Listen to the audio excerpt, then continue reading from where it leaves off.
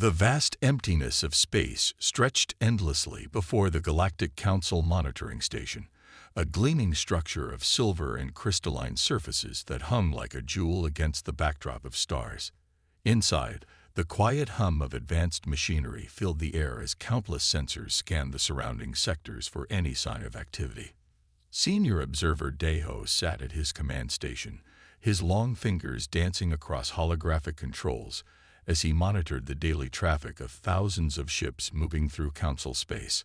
After 15 years at this post, very little surprised him anymore. He had seen everything from massive trade convoys to refugee fleets, from diplomatic vessels to the occasional smuggler trying to slip past the border patrols. But today was different. Senior Observer called Jai Yun from her station across the room. Her voice carried an unusual note of uncertainty. "I'm picking up something odd." Daeho turned his chair, raising an eyebrow at his usually composed assistant. "Odd how?" "It's a human vessel, sir. But—" She paused, double-checking her readings. "It's just one ship." Moving to her station, Daeho leaned over her shoulder, studying the crystalline display. Sure enough, a single vessel was making its way through the outer reaches of Council space. Its energy signature matched known human technology, but something about this didn't make sense. "Bring up the historical records," he ordered, his purple eyes narrowing. "When did Earth achieve faster-than-light capability?" Jai Yun's fingers moved swiftly across the console. 3 cycles ago, sir. They announced their success to the Council and were granted provisional membership status. And in 3 cycles, they send only 1 ship. Daeho shook his head, his scaled skin reflecting the blue light from the displays. The Centaurians sent 500 ships in their first wave. The Proxima Collective launched thousands. Even the Rigelians, with all their caution, sent at least 50 ships in their initial colonization effort. The vessel, designated as HSS Pioneer in their tracking systems, moved with unexpected precision through the stellar lanes. Unlike the massive flotillas other species used for colonization, this solitary ship seemed almost modest in its approach. Its design was sleek, but not particularly advanced-looking, more functional than impressive. "Run a full scan," Daeho ordered, returning to his own station. "I want to know everything about that ship. Crew complement, energy outputs, cargo manifest, everything." As the data began flowing across his screen, more questions arose. The Pioneer carried only 500 humans, a tiny number for a colony ship. Its power systems were remarkably efficient, but not revolutionary. The cargo holds contained standard colonization equipment, construction materials, agricultural supplies, medical facilities. "Sir," Jai Yun called out again, "I'm detecting something unusual in their quantum signature readings." "Show me." The display shifted to show a complex wave pattern. To most observers, it would look like normal background quantum noise, but Daeho had spent years studying such patterns. There was something there, something just slightly off about the way the quantum fields around the ship fluctuated. "Contact the ship," he decided. Standard greeting protocols. Jai Yun opened a communication channel, her voice clear and professional. "Human Vessel Pioneer, this is Galactic Council Monitoring Station Delta 7. Please identify your purpose in Council space." The response came quickly, in perfect galactic standard. "Monitoring Station Delta 7, this is Captain Kim of the HSS Pioneer. We are a registered colony vessel en route to the Orion Arm, unclaimed territories.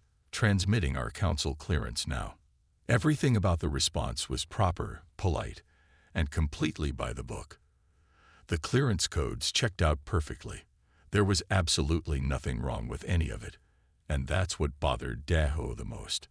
"Dispatch a report to Central Command," he told Jai Yun. "Market Priority 3. Something's not right here." "What should I note as the concern, sir?" Daeho watched the Pioneer's smooth progress across his display, trying to put his finger on exactly what was bothering him.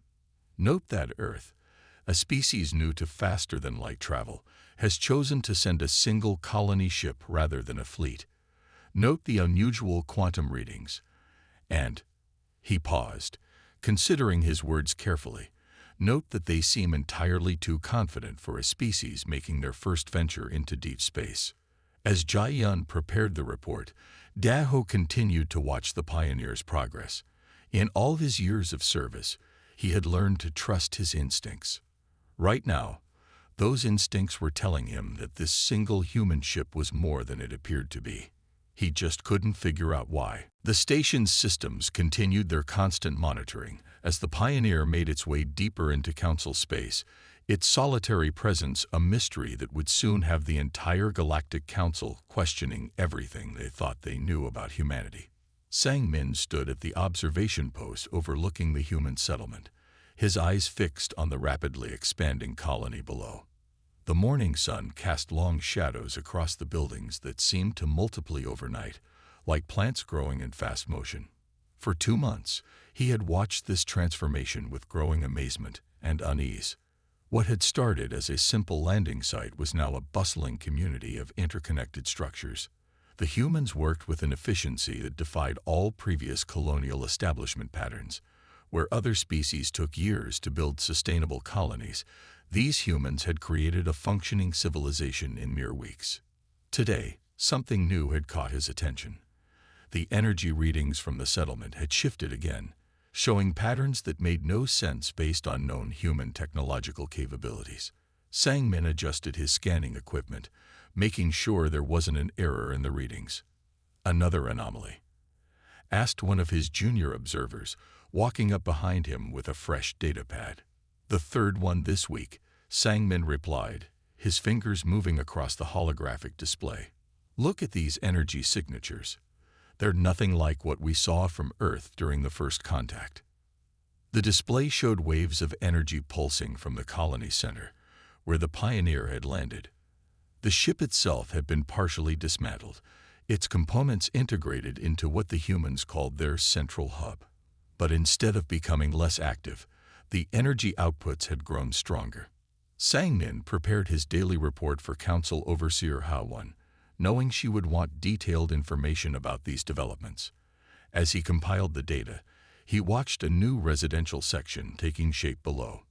The humans used construction methods that combined automated systems with manual labor in ways he had never seen before.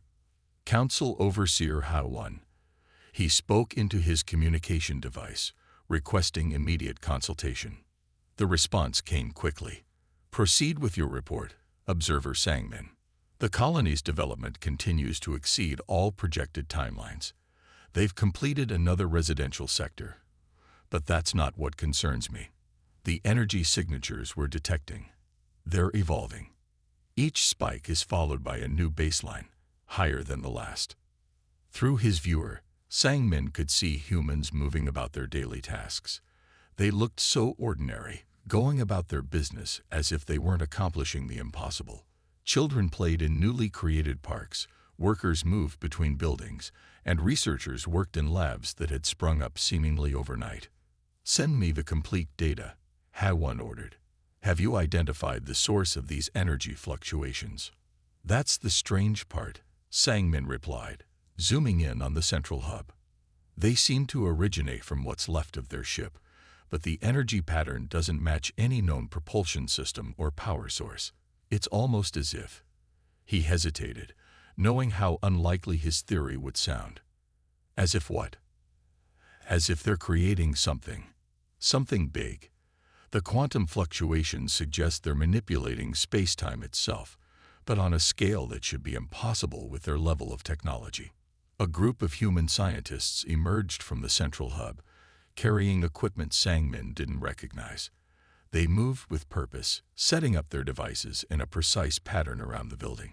Each time they activated one of these devices, his sensors detected another spike in the quantum readings. I'm dispatching a specialist team, Ha-won announced after a moment of silence. Continue your observations, but do not attempt to make contact regarding these anomalies. We don't want to alert them that we've noticed anything unusual. Sang-min acknowledged the order, but his attention was drawn to a new development below. The humans had begun constructing another structure. But this one was different. Instead of building up from the ground, They seemed to be creating some kind of ring-shaped platform around the central hub. As he watched, energy readings began to spike again. This time, however, they didn't fall back to a stable level. They kept climbing, creating patterns in his instruments that he had never seen before. The air above the ring structure seemed to shimmer, like heat waves rising from hot ground. "They're testing something," he muttered to himself, recording every detail. But what? The question haunted him as he continued his observations throughout the day. The humans maintained their appearance of normalcy, but Sang-min couldn't shake the feeling that he was watching something momentous unfold. With each passing hour, the energy readings grew more complex, more purposeful. As the planet's sun set, casting long shadows across the colony, Sang-min made his final notes for the day.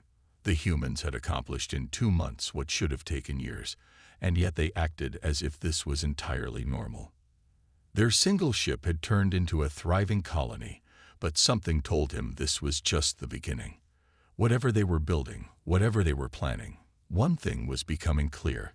Humanity had not sent just one ship because they were limited.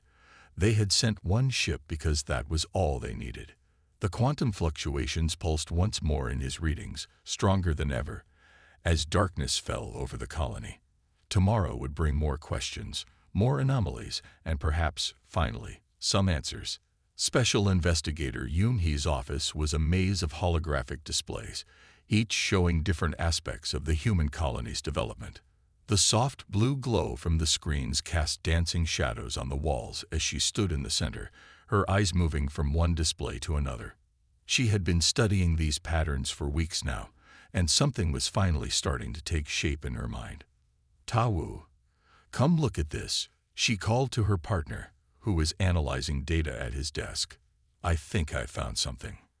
Ta-Woo walked over, his expression curious. He had worked with Yoon-hee long enough to know that when she used that tone, she had discovered something significant. "Watch this sequence," she said, gesturing at one of the displays. The screen showed a series of energy pulses emanating from the human colony. "See how the patterns repeat, every 17 hours and 43 minutes exactly." "Could be their power generation cycle," Ta-Woo suggested, but Yoon-hee was already shaking her head. "That's what I thought at first. But look here." She pulled up another display, this one showing microscopic variations in the space-time fabric around the colony. These distortions matched the timing perfectly. They're not just generating power. They're doing something to space itself. Yoon-hee walked to another screen, bringing up the colony's transmission data. The arrays the humans had built formed a perfect geometric pattern when viewed from above, like a massive circuit board etched into the planet's surface. "Their transmission arrays aren't pointed at Earth," she explained, highlighting the directions of the arrays. "They're pointed at seemingly empty space. But look what happens when I overlay the quantum distortion map." As she merged the two displays, a pattern emerged. Each transmission array lined up exactly with a point where space-time showed microscopic fluctuations. "They're creating something," she said, her voice filled with a mixture of awe and concern. "These aren't random anomalies or powered fluctuations. This is deliberate, precise, mathematical." Ta-Woo leaned closer to the display, his eyes widening as he began to see what Yoon-hee had discovered. But this kind of precision, it would require technology far beyond what Earth is supposed to have. "Exactly." Yoon-hee pulled up yet another display, this one showing the colony's construction progress. "Look at how they built their settlement. Every building, every road, every facility. They're all positioned with the same mathematical precision. The entire colony is one giant device." She brought up a 3-dimensional model of the colony, highlighting the energy flows that pulsed through it. When viewed as a whole, the pattern was unmistakable. Energy flowed through the colony like blood through veins, all of it feeding into the quantum distortions they were creating. "But what are they building?" Ta-Woo asked, studying the patterns. "These energy signatures don't match anything in our database." Yoon-hee walked to her desk and picked up a small device. It was an old-fashioned physical model she had built, trying to understand the patterns she was seeing. The model showed lines of force connecting different points in space. "I think they're building a network," she said, holding up the model, "but not a conventional one. They're creating connections through space-time itself. Each quantum distortion is like a thread being woven into a larger fabric." She set the model down and brought up new data on the main display. "Look at these readings from other sectors. Similar quantum distortions are starting to appear in different parts of the galaxy. They're faint, barely detectable, but they're there. Are you saying they're connected to this colony?" "I think that's exactly what I'm saying." Yoon-hee highlighted several points on a galactic map. "These distortions, they're like echoes of what's happening here.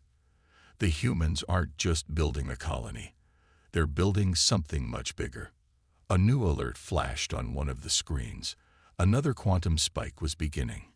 Yoon-hee and Taiwu watched as the energy levels rose, following the now familiar pattern. But this time, Yoon-hee noticed something new.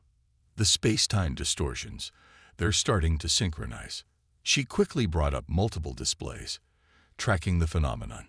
It's like they're tuning them, adjusting the frequency until... She stopped, her eyes widening as a new pattern emerged in the data. The humans weren't just creating distortions in space-time. They were stabilizing them, strengthening them, turning them into something permanent. "We need to report this to the Council immediately," she said, already compiling her findings. "The humans haven't sent just one colony ship because they couldn't send more. They sent one ship because it's not really a ship at all." "What is it then?" Tawu asked, though from his expression, he was beginning to understand. "It's a key," Yoon-hee answered, looking at the pulsing patterns on her screens. "And they're using it to unlock something we never even imagined was possible." The Great Council chamber fell silent as Jin-ho walked to the center platform. The holographic displays around him cast an eerie blue glow across the faces of hundreds of council members from different species, all gathered for this emergency session. His hands trembled slightly as he organized his data files, knowing that what he was about to reveal would change everything. "Honorable council members," he began, his voice steady despite his nerves.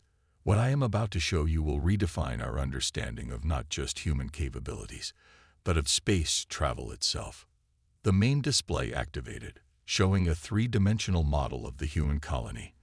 Points of light pulsed across its surface in complex patterns, each one representing a quantum distortion. "For months, we've been watching the humans build what we thought was just an unusually efficient colony. We were wrong." Jin-ho expanded the display, showing the surrounding space. "They're building something far more significant." He highlighted the quantum distortions, showing how they connected to seemingly empty points in space. These aren't random energy signatures or communication attempts. They're construction sites for quantum bridges. Murmurs rippled through the chamber. A Centaurian counselor raised his crystalline appendage. "Explain these bridges, Science Director." Jin-ho brought up a new display, showing the intricate web of energy patterns his team had mapped. "The humans have found a way to create stable quantum tunnels through space-time. Their colony ship, the Pioneer, isn't just a vessel. It's an anchor point. Every energy spike we've detected represents a new connection being forged." He played a time-lapse recording of the energy patterns. "Watch how these connections form. Each one starts as a tiny quantum distortion, barely detectable. But they grow stronger, more stable. The humans aren't just poking holes in space-time. They're building permanent pathways." The chamber erupted in concerned discussions. Jin-ho waited for the noise to settle before continuing. "We've detected similar quantum signatures in other parts of Council space. At first, we thought they were natural phenomena. Now we know better. They're endpoints for these quantum tunnels." "Are you suggesting," a Regelian elder spoke up, "that the humans can create instant transportation networks?" "Not just can create, are creating." Jin-ho highlighted several points on the galactic map. "These signatures match exactly. The humans are building a transportation web right under our sensors, using technology we didn't even know was possible. He brought up the original colony ship's specifications. Look at the Pioneer's design. What we thought were normal power systems are actually quantum tunnel generators. The colony itself is one massive stabilization array. Every building, every structure, is part of the system. The council chamber grew tense as the implications became clear. A species they had considered newly spacefaring was actually far more advanced than anyone had realized. But why just one ship? Asked another counselor. If they have this technology, why not send more? Jin-Ho smiled grimly. Because they didn't need more. Think about it. With this network, they don't need multiple ships. Once a single quantum bridge is established, they can transport anything instantly between connected points. The Pioneer isn't just a colony ship, it's a gateway. He showed new data, revealing the growing strength of the quantum connections. Each bridge they create becomes part of a larger network. They're not building individual paths. They're creating an entire transportation system that could span the galaxy. The implications were staggering. Traditional space travel could become obsolete. The power dynamics of the entire galaxy could shift overnight. We've been monitoring their communications, Jin-Ho continued. They're not trying to hide this. In fact, they're preparing to announce it. But they wanted the system operational first, probably to demonstrate its safety and reliability. He pulled up one final display, showing the mathematical precision of the quantum tunnels. This isn't experimental technology.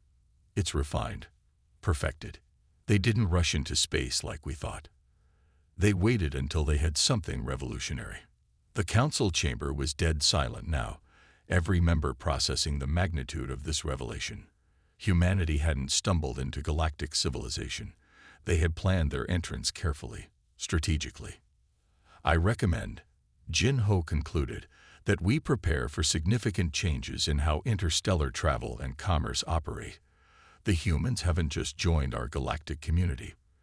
They're about to transform it. As he stepped down from the platform, Jin-Ho could feel the weight of history in the moment. The galaxy was about to change, all because humanity had been clever enough to think differently about space travel. They hadn't needed a fleet of ships to reach the stars. They just needed one ship to build the roads. The Grand Council chamber buzzed with tension as thousands of representatives gathered to watch Earth's special broadcast. Su-Jin sat in her designated seat, surrounded by the soft glow of hovering translation devices and data screens. The chamber itself was a marvel of alien architecture, its crystalline walls designed to enhance acoustics while filtering harmful radiations from the dozens of different species present. A massive holographic display dominated the center of the chamber, currently showing the Earth's logo. A simple blue and green sphere that seemed almost modest compared to the elaborate symbols of other galactic powers. The countdown to transmission ticked away in multiple formats, accommodating the different time perceptions of various species. Su-Jin noticed the nervous energy in the room, the way different species displayed their anxiety. The Centaurians' crystal structures flickering rapidly, the Rigelians' skin tones shifting through spectrums of color, the subtle vibrations from the Proxima delegates' communication fields. The broadcast began precisely on schedule. The Earth logo faded, replaced by the image of the human ambassador, standing in what appeared to be a simple office with Earth visible through a window behind him.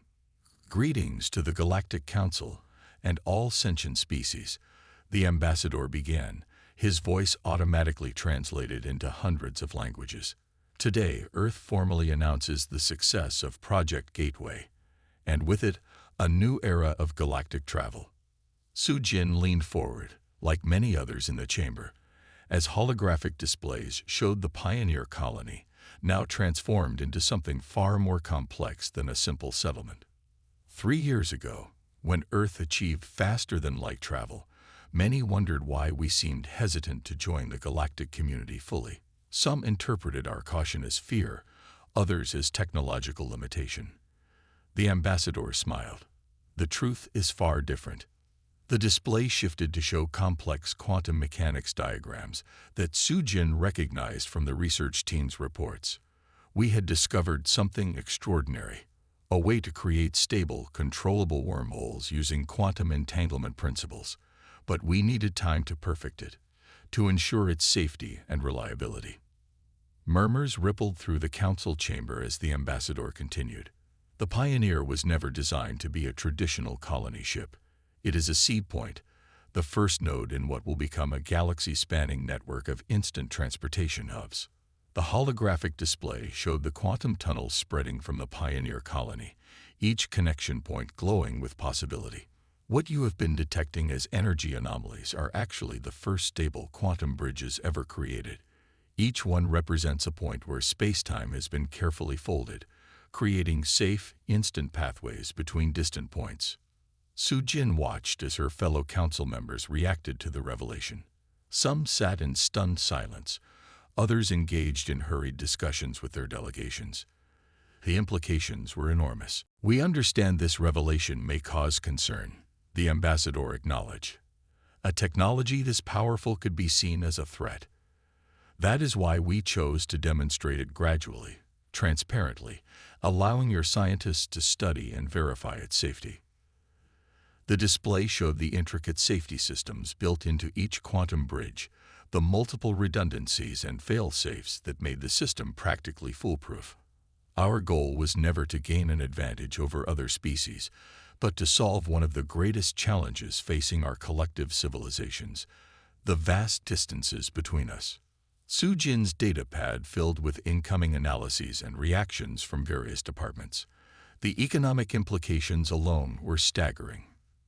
Traditional shipping routes, fuel supplies, colony planning. Everything would need to be reconsidered.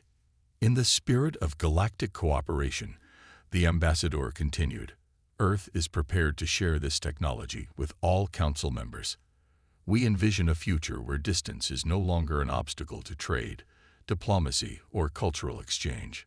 The chamber erupted in discussions, forcing a brief pause in the transmission. Sujin noticed how the human ambassador waited patiently, showing none of the nervousness one might expect from a representative of a relatively new spacefaring species.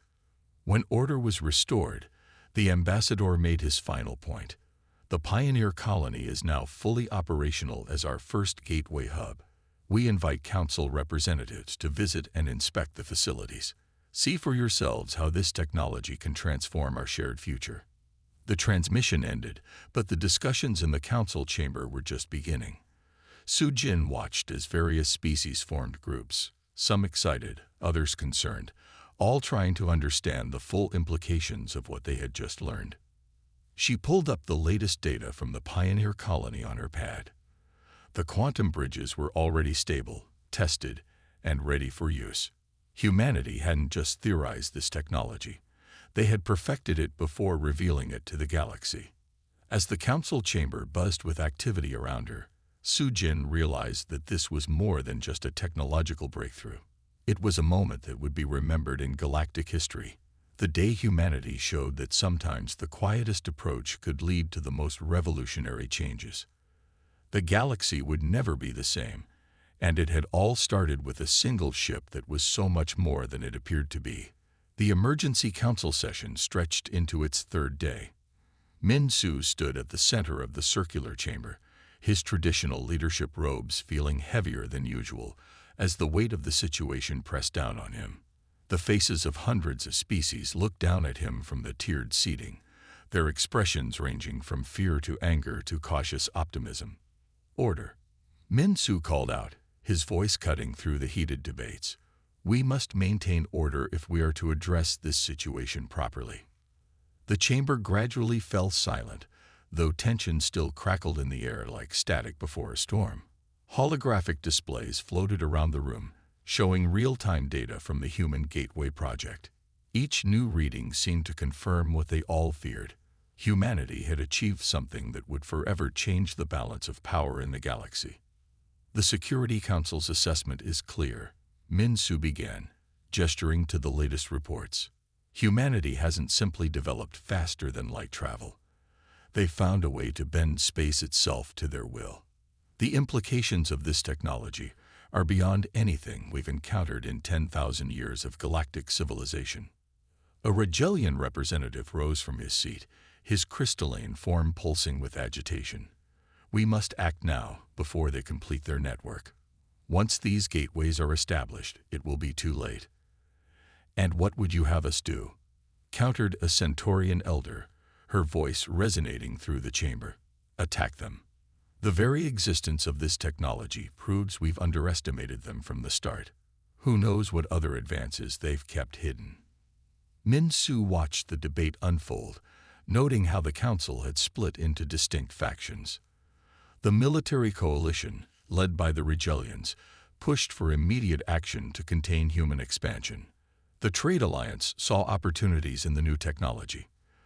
The conservative bloc wanted to isolate humanity until the technology could be properly studied. We have reports, announced the head of military intelligence, that suggest the humans have already established 17 functional gateway points.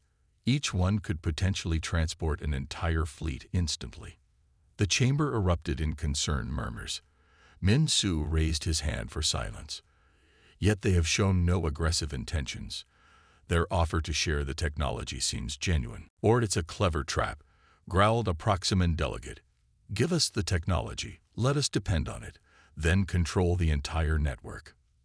Min-Su walked to the central display, bringing up the human ambassador's message. Look at their approach. They didn't hide their development of this technology. They let us observe it. They allowed our scientists to study it.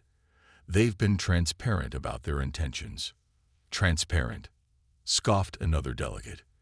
They built this network right under our sensors. But they did it openly, Min-Su countered. They filed all the proper permits for their colony. They submitted regular reports. We simply failed to understand what we were seeing. The debate continued as new data streamed in. Reports showed trading companies already negotiating with Earth for gateway access. Scientific institutions were requesting joint research initiatives.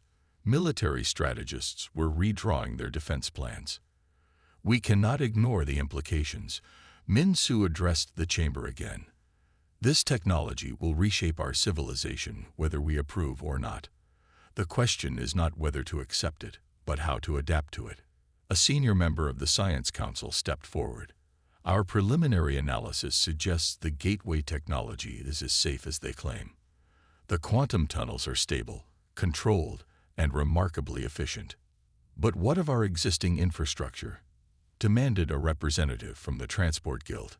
Our ships, our fuel stations, our trade routes, all become obsolete overnight. Min-Su nodded gravely. Change is never easy. But consider the alternatives. Do we reject this advancement and watch as others embrace it? Do we try to fight it and risk conflict with a species that has proven far more capable than we imagined? The chamber grew quiet as his words sunk in. Even the most vocal opponents seemed to recognize the futility of resistance. I propose, Min-Su said into the silence, that we establish a joint commission with Earth, not to control their technology, but to ensure its implementation benefits all species. We must adapt to this new reality, not fight it. The vote that followed was closer than any in recent memory. But in the end, pragmatism won out over fear. The council would work with humanity, not against them. As the session finally adjourned, Min-Su stood at his podium, watching the delegates file out. The galaxy had changed forever, and they had just witnessed the pivot point. Humanity had proven that sometimes the quietest revolution was the most profound. He looked at the display showing the growing network of quantum tunnels. The humans hadn't conquered space with weapons or armies. They had done it with innovation and patience, and in doing so, they had changed everything. The crisis wasn't over, but at least now they had chosen a path forward. The galaxy would never be the same, and perhaps that wasn't such a bad thing after all. Chief Historian Hejun sat in his private study within the Great Archive, surrounded by floating holographic displays showing the history of the past decade. The soft blue glow of the screens illuminated his weathered face as his fingers danced across the interface, adding the final entries to the official galactic record. Outside his window, a ship disappeared into a gateway portal, vanishing instantly to reappear light years away. The sight had become so common now that most barely noticed it anymore. But Hojun noticed. He always noticed because he remembered the time before, when such things were impossible. "Computer, begin final historical entry," he spoke softly. The system activated, ready to record his words for future generations. 10 years have passed since humanity revealed the Gateway Project to the galaxy. In that time, we have witnessed the greatest transformation of galactic society since the discovery of faster-than-light travel itself. He paused, looking at the statistics floating before him. Trade had increased by 300%. Cultural exchange between species had reached unprecedented levels. The number of mixed-species colonies had quadrupled. The humans changed everything. He continued, not through military might or economic pressure, but through simple innovation. They saw the same problems we all faced: the vast distances between stars, the isolation of colonies, the slow pace of trade and communication. But they approached these problems differently. Hajun brought up images of the original pioneer colony, now a bustling hub of galactic commerce. The single ship that had puzzled so many had grown into something extraordinary. "We asked the wrong questions," he dictated. "For generations, we measured a species' power by the size of their fleets, the number of their colonies, the strength of their armies. When humanity sent only one ship, we assumed it indicated weakness or limitation." He pulled up the original council reports, filled with confusion and concern about Earth's solitary vessel. Those same reports now served as a reminder of how completely they had misunderstood humanity's approach. "They didn't think in terms of fleets and armadas," he wrote. "They thought in terms of networks and connections. The Pioneer wasn't just a ship. It was a key, unlocking a new way of traversing space itself." Through his window, Hojun could see the Gateway Terminal, its quantum bridges connecting to thousands of points across the galaxy. Ships of all species passed through, carrying trade goods, diplomats, tourists, and colonists. The Gateway network has rendered traditional measures of space travel obsolete. Distance is no longer an obstacle. Colony ships no longer need to be massive, self-contained worlds. A simple portal connects every settlement directly to Earth, to trade hubs, to anywhere in the network. He added images of the latest gateway stations, marvels of engineering that had become the new standard for galactic transportation. The technology had evolved even further under the collaborative efforts of multiple species. Perhaps most remarkable, Hajun continued, was humanity's approach to sharing their discovery. They didn't use it for leverage or control. They made it available to all council species, understanding that universal access would benefit everyone. The statistics supported his words. Species that had been limited by their slower ships now flourished. Isolated colonies had become thriving cultural centers. The galaxy had grown smaller, yet somehow larger in its possibilities. The Pioneer became more than just a colony ship, he wrote. It became a symbol of human ingenuity, a reminder that sometimes the simplest solution can reshape the universe. Hajun stood and walked to his window, watching the steady stream of traffic through the gateway. Young species just joining the galactic community would never know a time when instant travel wasn't possible.